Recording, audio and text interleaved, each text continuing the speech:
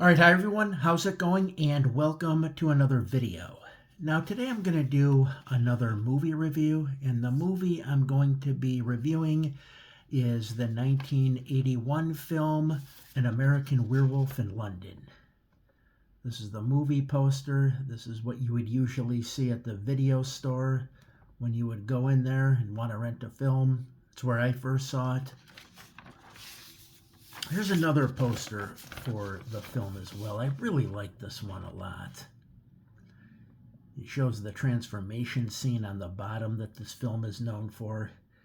You see the two main characters above it, David and Jack, and then you have the werewolf. You have the nurse that's in the film, one of the townspeople at the pub is in the other corner. But yeah, so I want to talk about this film. Now, like I said, American Werewolf in London came out in 1981. It is a John Landis film. And just a little bit about John Landis. John Landis had wanted to get into movies for a long time. He started out in the mailroom of a studio. Later on, he became a production assistant, and he was actually a production assistant on a film called Kelly's Heroes. And it was while they were filming in Yugoslavia, or what was Yugoslavia at the time, that he came up with this idea of wanting to do a werewolf movie. So he wrote the script for American Werewolf in London at that time. This was 1969. And it took a while for him to get this film off the ground. The studios supposedly didn't know what to make of it. So in the meantime, he went and he made another film, a film by the name of Schlock. It was about this like ape-like creature. I believe it was John Landis in a suit. And he also worked with, for the first time, he worked with Rick Baker. Rick Baker supposedly had designed the suit and did a number of different effects for the film. Now, more on Rick Baker later, but anyways, John Landis then went on to do other films. Like I said, he had done Schlock. The movie didn't do really that well. However, Johnny Carson saw the film and he really liked it, so he invited John Landis to appear on The Tonight Show. And in those days, if Carson liked what you did, and if you were invited to The Tonight Show, it could make your whole career, because The Tonight Show at that time, in those days, was really popular. So apparently it was because of that Tonight Show appearance that the Zucker brothers took notice, and they asked John Landis to direct their film, The Kentucky Fried Movie, which he did. And I'm not sure how big a success that film was, but it was John Landis's next film, Animal House, that was a big success. And then after Animal House, he had done The Blues Brothers, and that was a very popular movie at the time. And then because he had this success, he was then able to convince a studio to give him $10 million to make An American Werewolf in London. Because before they weren't sure whether or not the movie was going to be a comedy or if it was going to be a horror film, and they didn't think you could really combine the two. Now, John Landis has said it's not a comedy, and I would agree. It's definitely more of a tragedy in, the whole story, but, more on that in a bit. So anyways, he then made the film, and I'm gonna, give you kind of a summary on the film. So if you've never seen it, spoiler alert, but the film's been out a long time. So anyways, it starts with these two guys. Their names are David and Jack. And David is played by David Naughton, and Jack is played by Griffin Dunn. Now, a little bit about the guy who plays David Naughton. I remember when I first saw this film, like, yeah, where have I seen him before? I know I've seen him in something. And it turns out, yes, he was actually in those early 80s Dr. Pepper commercials that they used to have where the guy was singing. That was him. That was David Naughton. So he then got this film, the role in this film. And like I said, the other person in the film was Griffin Dunn, and starts out they're basically backpackers. I think they're kind of like graduate students. I don't know if there's some mention of it, and they're in the north of England, around Yorkshire, and they're walking through the countryside. They stop at a tavern, and the tavern people are very like standoffish, kind of rude. They're trying to talk to these people, but they seem kind of, and almost I would say kind of insular, and like they kind of want these two guys to leave. One of them mentions about this five-pointed star that they have on the wall, and I guess while this is happening, one of the guys misses a dartboard. He's playing darts, and he's like, "I never miss." So there's, that whole thing, and you're just kind of like, what are wrong with these people? And one of the guys is kind of like, get out. But the woman who's the bartender, she doesn't want them to leave. It's like, you can't let them leave.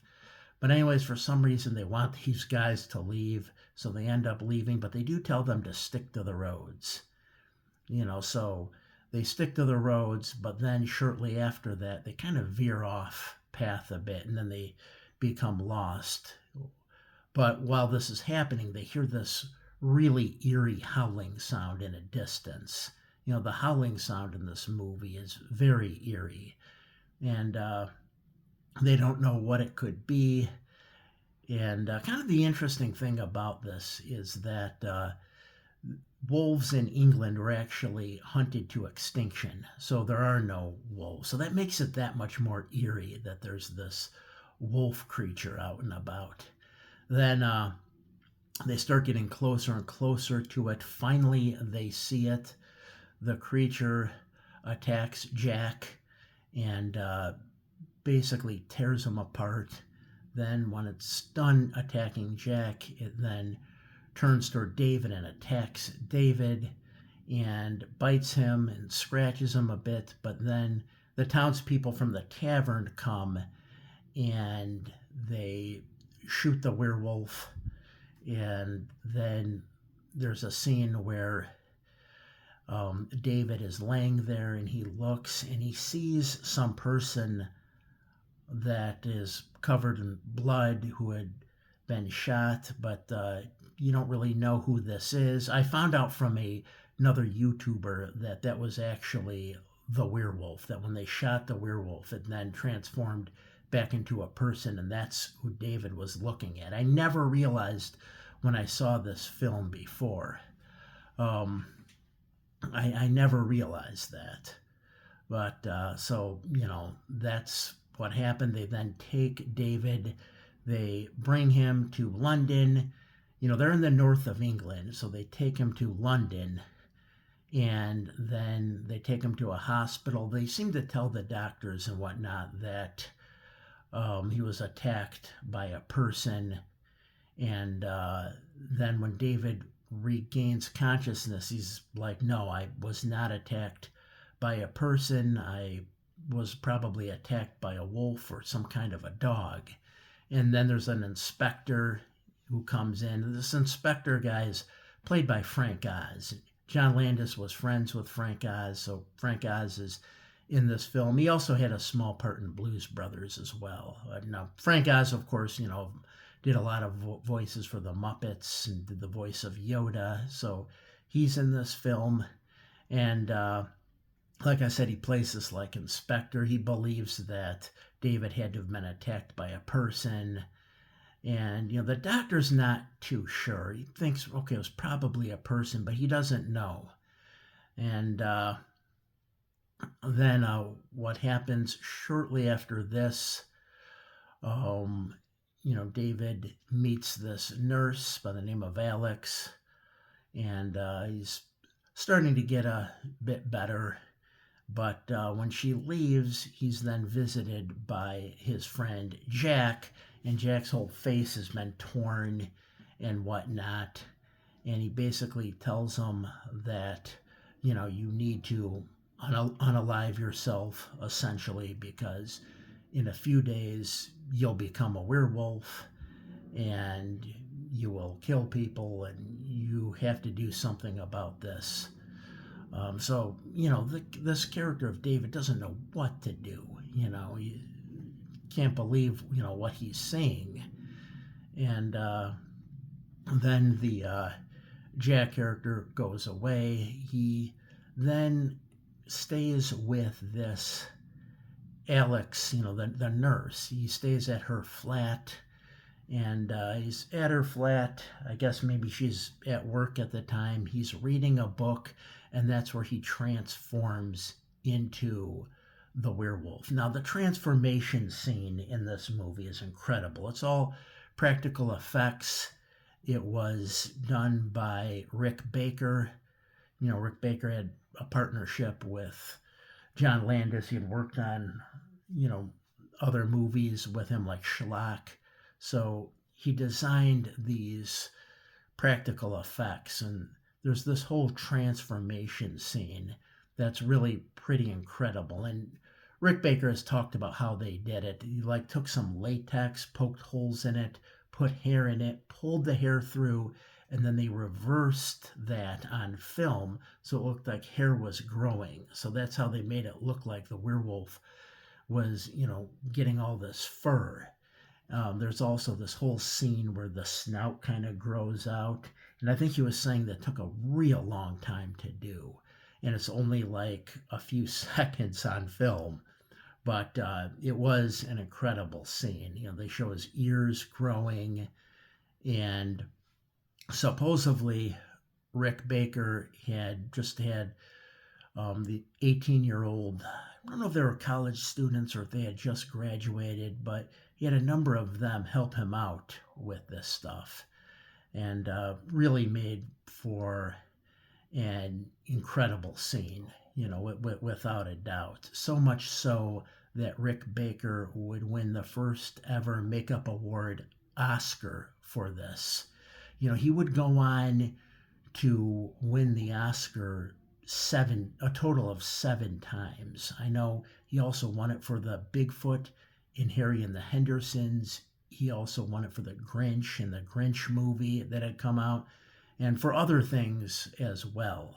I should mention about Rick Baker that he also did some stuff for The Exorcist, and then later he would design creatures for the Katina scene in Star Wars.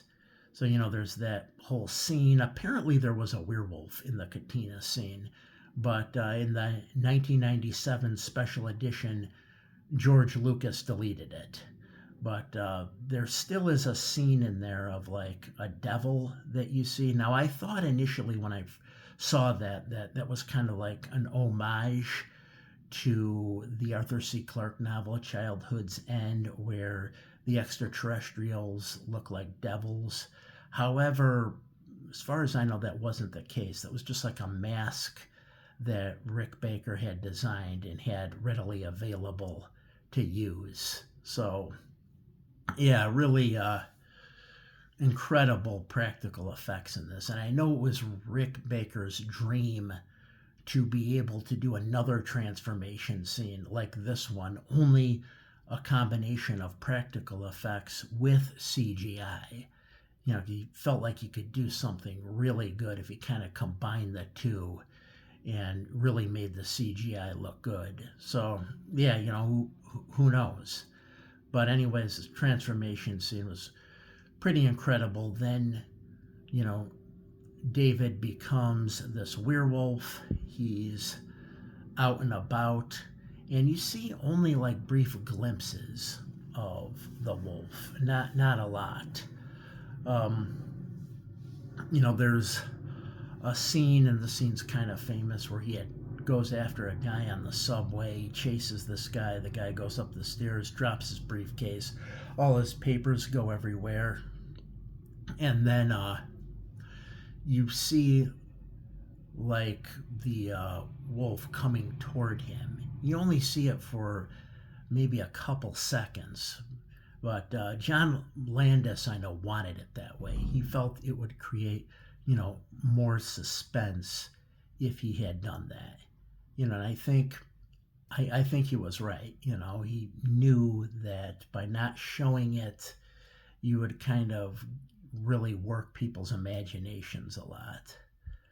So, yeah, then that happened, and then he ends up in a zoo. He's in the wolf cage, and kind of comes to, kind of doesn't know how he got there. It was all kind of a dream to him. I should mention that he's been having dreams. There's one freaky dream where he's in the forest and he's in the bed and the nurse is there, and then they show his face and he's got like yellow eyes and these fangs. So I thought that was kind of a freaky scene. But yeah, so then after this, he still doesn't know what to do. People are telling him he should, unalive himself. And he doesn't want to at one point. He takes a knife, but he really doesn't want to do this. It's really, if you really think about it too, and this is what people have talked about, it's a very tragic story. It's not a comedy, it's definitely a tragedy. And it does not have a good ending, but more on that in a minute. So then what happens? He then goes into this movie theater and he encounters his friend Jack again. Every time they show this Jack character, his face is kind of deteriorating more and more. Now he's kind of like a skeleton, but there's other people in there. These are the people that David had killed as the werewolf, and they're all there. And Jack tells him that in order to break this curse, that he would have to end this wolf bloodline. And the only way he could do that is by unaliving himself. And like I said, he doesn't want to do this. But he said, that's the only way you could break this curse. And apparently there's other people in the movie theater that were his victims, and they basically confirm this. They tell him that's the only way they could be freed from this limbo state that they're in. They're in like a kind of limbo state, and the only way they could be freed is if the werewolf was killed. That's the only thing that could break this curse. So then he turns into a werewolf again, goes after somebody in the theater. I believe it might be a police officer. Then he goes out into the streets, and then there's this whole final scene where he's attacking people, and then there's this other scene. Now, this is filmed in Piccadilly Circus, and Piccadilly Circus didn't allow people to film anything there, so apparently John Landis was able to get special permission to film at Piccadilly Circus by showing the Blues Brothers to the police officers. They liked it a lot. They agreed, okay, you could have this short, brief window very early in the morning to do your filming. And basically, when the werewolf is out and about in Piccadilly Circus, this big traffic jam happens. Very reminiscent of what you have at the end of Blues Brothers. I mean, I guess that's kind of what they would do in films at this point. You had to have that big car smash up scene at the end. And, John Landis had done that before, so it happens again in this film. John Landis himself, even there's a part where a car hits him and he goes into this window, because John Landis was a stuntman at one point. But then what happens is the nurse, Alex, confronts David, who's, this wolf, and she's talking to him.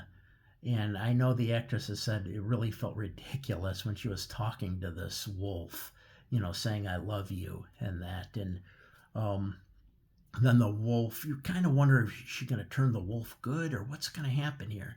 Then the wolf lunges for her, and the police officers shoot it. It dies, and it turns back into David. And then that's it. The film ends. So, like I said, a very tragic film.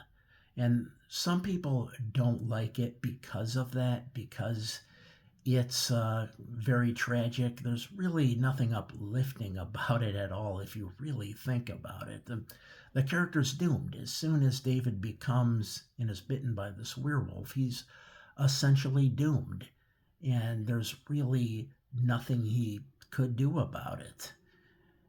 So yeah, and it ultimately ends in his death, and then the film ends. Now, when this film came out, like I said, John Landis had secured $10 million for the film. He only ended up spending $6 million. The film would be very successful. It end up making $62 million at the box office. So it was a big hit. A lot of people saw this. I remember seeing it in the early 80s and really liking it. I really thought it was a good film. I will say this, I think it's the best werewolf film ever made. And one thing I do want to show, because like I said, with the werewolf, they only show like quick glimpses of the werewolf. You don't really see a lot of it. So I did want to show this. This right here, this looks like I believe it's like a figurine that they came out with. And this shows you the werewolf, that the werewolf is more of a quadruped. There was actually a debate and a bit of an argument between John Landis and Rick Baker as to whether or not they should make it a biped, have it walk on two legs, or if they should make it a quadruped, walking around on four legs like a wolf. And I know Rick Baker really wanted the biped, but John Landis, he wanted this demon dog type thing. And of course, John Landis's movie, he won, but I really think that the werewolf looked cool, and I'm glad they went with the quadruped for this. I know Rick Baker would also work on Wolfen, but only for a little bit. Not Wolfen, The Howling. But he would only work on The Howling for a little bit, and then John Landis was going to start shooting on American Werewolf in London, so he then left the duties to another person, and then he went and he began working on American Werewolf in London. And yeah, like I said, the practical effects in it are just great. You don't really see the werewolf a whole lot, but it works. It definitely works the way they do that in this movie. You don't really need to see it a lot. You don't even know a whole lot about the werewolf. They don't really tell you, where this curse came from. They don't tell you much about the townspeople. At one point, the doctor in this goes up to where the tavern was near Yorkshire, and he talks with the people at the tavern because he essentially, wonders what may have happened with this David character. What really happened. And one guy starts talking to the doctor, kind of telling him what had happened, but then the other guy was, who was yelling before was like, "Get out, go away," So the doctor then leaves. He's not able to find out really what happened. You really don't know much about, this werewolf that bit David. In fact, you don't know anything. And they don't really give you a lot of information, but they wanted it to be that way because I believe they felt that would make it more scary if you didn't know. But I know that's the problem some critics had with this film. Like Roger Ebert didn't really give this film a good review because he didn't think that you were given a lot of information. He didn't think there was a lot of character development in it. And there's not a lot of character development in it, but I don't think this movie needs that. I don't think it's a film where you really need a lot of character development. The fact that they kept it vague definitely worked for this kind of film for sure.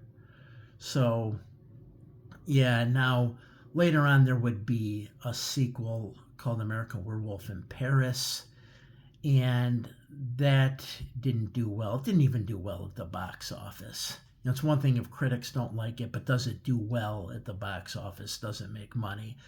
And American Werewolf in Paris did not. There has been talk of doing a remake of this film, and there was even some talk of having John Landis's son Max Landis direct it, but I don't really think that would even be necessary. I don't think this film needs to be remade. I think it's good the way it is. But yeah, some people talk about it being a simple story, and maybe it is, but it's very effective, everything in this film. So yeah, that's my review, American Werewolf in London. I really like this film, wanted to do a review on it for some time now. If you watched this video, as always, I thank you for watching. Have a good night.